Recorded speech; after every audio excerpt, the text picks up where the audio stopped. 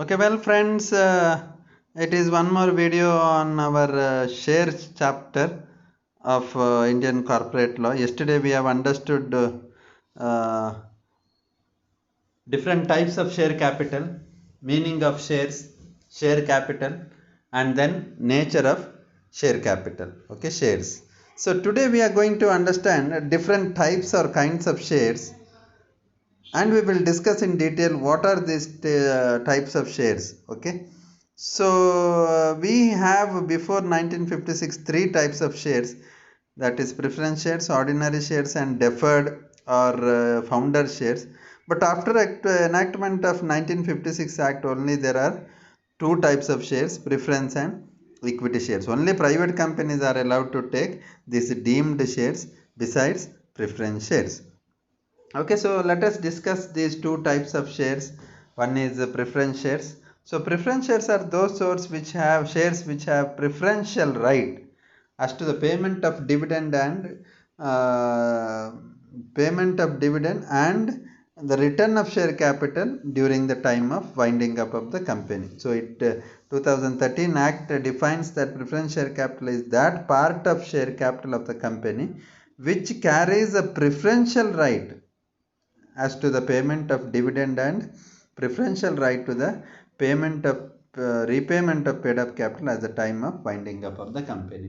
So preferential rights in the sense ಅವರಿಗೆ ಬೇರೆಯವರ share capital share ಹೋಲ್ಡರ್ಸ್ಗಿಂತ ಕೊಡುವ ಮೊದಲು ಇವರಿಗೆ ಡಿವಿಡೆಂಡ್ ಕೊಡಬೇಕು, ಬೇರೆ ಶೇರ್ ಹೋಲ್ಡರ್ಸ್ಗಿಂತ ಕೊಡುವ ಮೊದಲು repayment of paid up capital ಅನ್ನು ವೈಂಡಿಂಗ್ ಅಪ್ ಅಂದರೆ ಕ್ಲೋಸಿಂಗ್ ಆಗುವ ಟೈಮಲ್ಲಿ ಇವರಿಗೆ ಕೊಡಬೇಕು ಅನ್ನೋದು. So they have preference over equity shareholders in times of payment of dividend as well as repayment of capital.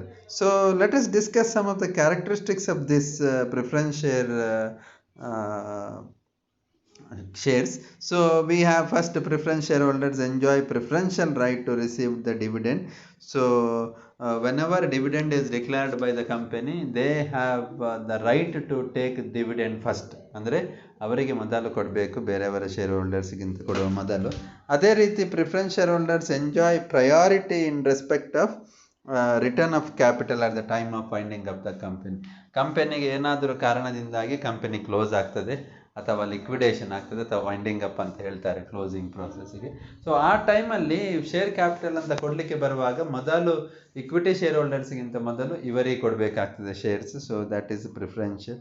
Then rate of dividend on these shares are fixed by the articles of association and holders of these shares may get same rate of dividend every year. ಅಂದರೆ ಈಗ equity share ಹೋಲ್ಡರ್ಸಿಗೆ percentage fixed ಆಗಿರುವುದಿಲ್ಲ.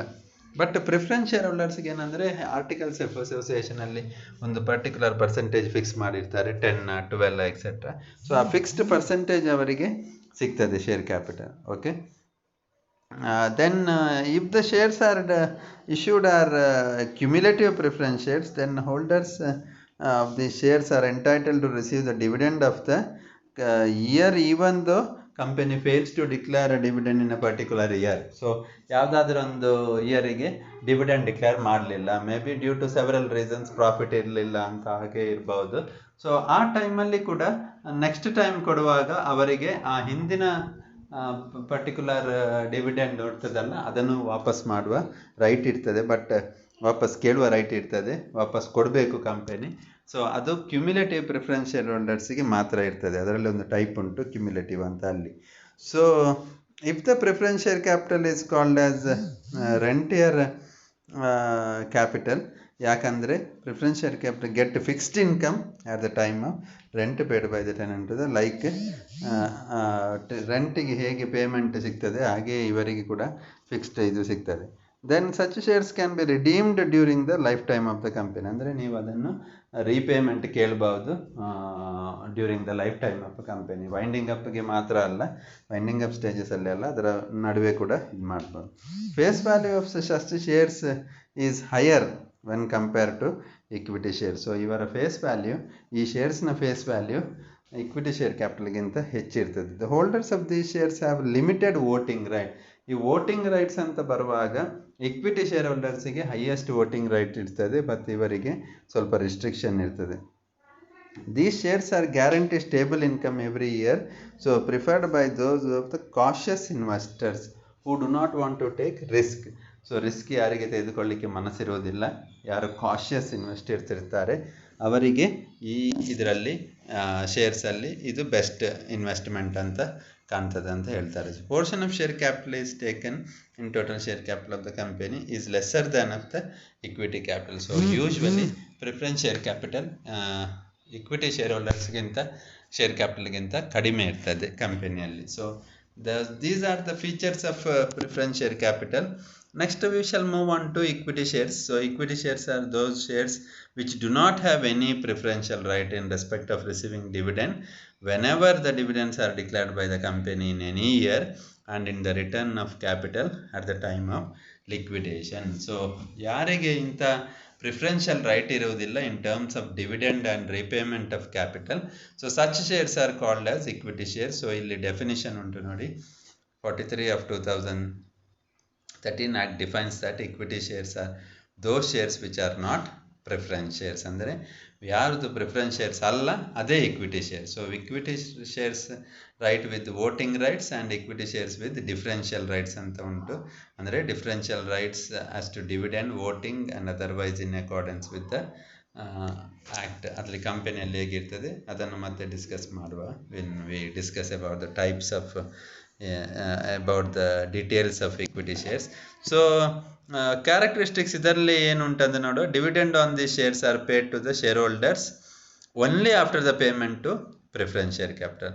So dividend ಅವರಿಗೆ payment preference share ಹೋಲ್ಡರ್ಸಿಗೆ payment ಆದಮೇಲೆ ಸಿಗುವಂಥದ್ದು. ಆಮೇಲೆ repayment of capital ಕೂಡ ಹಾಗೆ, ಪ್ರಿಫರೆನ್ಸ್ ಶೇರ್ ಕ್ಯಾಪಿಟಲ್ಗೆ ಮೊದಲು ಸಿಗ್ತದೆ ಅಂತ ಹೇಳಿದೆ ನಾನು ವೈಂಡಿಂಗ್ ಅಪ್ ಟೈಮಲ್ಲಿ, ಆಮೇಲೆ ಇವರಿಗೆ ಸಿಗುವಂಥದ್ದು. So rate of dividend also not fixed, ಅಲ್ಲಿ ಇವರಿಗೆ ಫಿಕ್ಸ್ಡ್ ರೇಟ್ ಆಫ್ ಡಿವಿಡೆಂಡ್ ಸಿಗುವುದಿಲ್ಲ.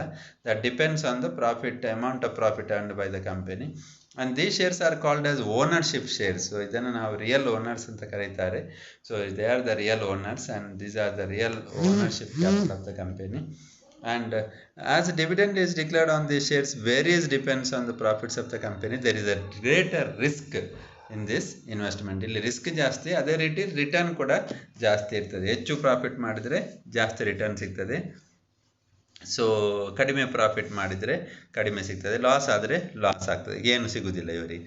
Such shares are not redeemed during the lifetime of the company. ಅದನ್ನು ನಡುವೆ ಕೊಡುವುದಿಲ್ಲ, ಕಂಪನಿದು ಕ್ಲೋಸ್ ಆಗುವಾಗ ಮಾತ್ರ ಕೊಡೋದು. So face value of such shares is smaller than one compared to preference shares. Preference share holders ಶೇರ್ಸಿಗೆ compare ಮಾಡಿದರೆ ಇದರ ಫೇಸ್ ವ್ಯಾಲ್ಯೂ ಕಡಿಮೆ ಇರ್ತದೆ. And these share holders will get wide voting power. So voting power ಜಾಸ್ತಿ ಇರ್ತದೆ.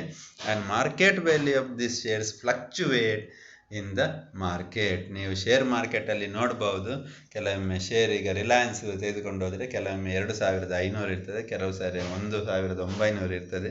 ಅಂದರೆ ದಿನಕ್ಕೆ 200 ರೂಪಾಯಿ 300 ರೂಪಾಯಿ ಚೇಂಜ್ ಆಗ್ತಾ ಇರ್ತದೆ ಒಂದು ಶೇರಿಗೆ. ಸೊ 10 ಶೇರ್ ಇನ್ವೆಸ್ಟ್ ಮಾಡಿದ್ರೆ 2000 ಕಡಿಮೆ ಆಗ್ತದೆ. ಸೊ ಹೀಗೆ ವ್ಯಾಲ್ಯೂಯೇಷನ್ ಆಗ್ತಾ ಇರ್ತದೆ. The portion of equity capital in total share of capital is more than that of preference shares. So ನಾನು ಆಗಲೇ ಹೇಳಿದೆ, ಇದು ಇಕ್ವಿಟಿ ಶೇರ್ಸ್ ಡಿಫರೆನ್ಷಿಯಲ್ ರೈಟ್ಸ್ ಅಂತ ಒಂದುಂಟು ಕಾನ್ಸೆಪ್ಟ್ ಅಂತ. ಸೊ ಅಲ್ಲಿ ನಮಗೆ ಇದರಲ್ಲಿ ಸ್ವಲ್ಪ ಡಿಸ್ಕಷನ್ ಪಾಯಿಂಟ್ಸ್ ಉಂಟು. So we will take up this issues ನಾವು. ಸೊ ಏನು ಇದು ಡಿಫರೆನ್ಷಿಯಲ್ ರೈಟ್ಸ್ ಅಂತ? Equity shares with differential rights are those shares which are similar to the equity shares with voting rights except these provide fewer voting rights to the holders. So ಅವರಿಗೆ ಕೆಲವು voting rights ಕಡಿಮೆ ಸಿಗ್ತದೆ, ಮತ್ತೆಲ್ಲ ಒಂದೇ ರೀತಿ ಇರ್ತದೆ. So ಯಾವಾಗ ಕೊಡ್ಬೋದು ಇದನ್ನು ಅಂತ ಅಂದರೆ, ಒಂದು ಆರ್ಟಿಕಲ್ಸ್ ಆಫ್ ಅಸೋಸಿಯೇಷನ್ ಪರ್ಮಿಟ್ ಮಾಡಬೇಕು, ಮತ್ತೊಂದು ಆರ್ಡಿನರಿ ರೆಸೊಲ್ಯೂಷನ್ ಆಗಬೇಕು ಮೀಟಿಂಗಲ್ಲಿ, ಜನರಲ್ ಮೀಟಿಂಗಲ್ಲಿ, ಮತ್ತು portion of the amount raised through equity share issue of such equity shares in total share capital must not exceed 25%. So company as a consistent trade record can distribute this ಇದು ಮಾಡ್ಬೋದು, profit correct ಇದ್ದರೆ ಮಾತ್ರ ಅವ್ರು ಕೊಡ್ಬೋದು last 3 ಇಯರ್ಸಲ್ಲಿ. Has not committed to any default in filing the financial statements. So ಏನು default ಇರಬಾರ್ದು financial statement ಇದು ಮಾಡುವಾಗ.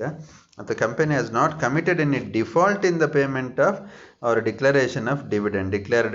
ಡಿಕ್ಲೇರ್ಡ್ ಡಿವಿಡೆಂಡ್ ಕೊಡುವುದರಲ್ಲಿ ಏನೂ ಪ್ರಾಬ್ಲಮ್ ಇರಬಾರ್ದು, ಕೊಟ್ಟಿರಬೇಕು ಅವರು. And the company has not been punished by any court or national tribute, company law tribunal for the last 3 years. Okay, under ಬೇರೆ ಬೇರೆ ಆ್ಯಕ್ಟಲ್ಲಿ ಉಂಟು ನೋಡಿ.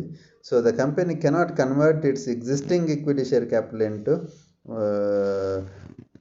Voting with difference rights. So ಅದು ಆಗೋದಿಲ್ಲ. ಸೊ ಈ ರೀತಿ the holders of these shares all we enjoy all rights, right to get bonus shares, right to get right shares etcetera, except ಆ ವೋಟಿಂಗ್ ರೈಟ್ ಸ್ವಲ್ಪ ಅವರಿಗೆ ಬದಲಾವಣೆ ಇರ್ತದೆ ಅಥವಾ ಕಡಿಮೆ ಇರ್ತದೆ ನೋಡಿ ಇಲ್ಲಿ.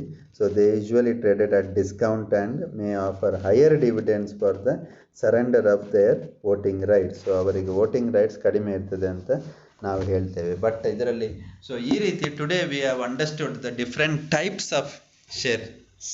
ಓಕೆ, ಈಕ್ವಿಟಿ, ಪ್ರಿಫರೆನ್ಸ್ ಮತ್ತು equity shares with differential rights. Thank you very much.